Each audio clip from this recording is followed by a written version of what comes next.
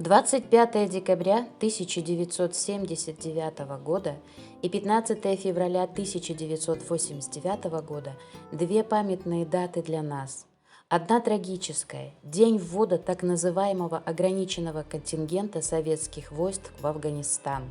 И вторая – когда наконец-то начался вывод наших войск из объятого пламенем гражданской войны сопредельного государства.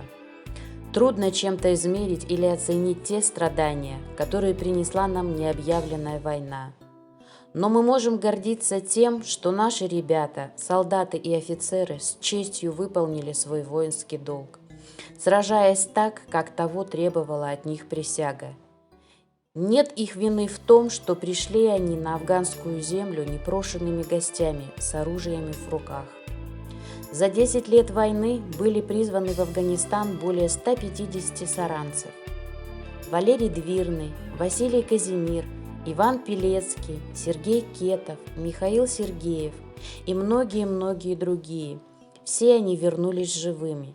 Их героизм и мужество помнят и ценят, но в их памяти до сих пор всплывают эпизоды боевых действий. Всем тем, кто знает и понимает смысл слова «война», кого связала судьба с той чужой страной, всем, кто шел плечом к плечу по дорогам Афганистана, тем, кто не вернулся, тем, кто выжил и тем, кому не довелось дожить до наших дней, посвящается. Здравствуй, мама, я опять пишу письмо.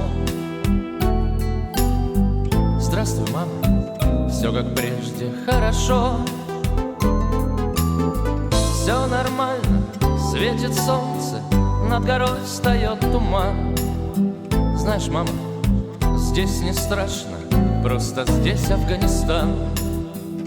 Как там наши? Я во сне всех видел вас. Как сестренка перешла в 4 класс.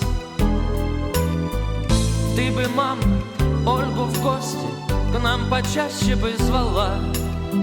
И скажи ей, что вернусь я, чтобы она меня ждала.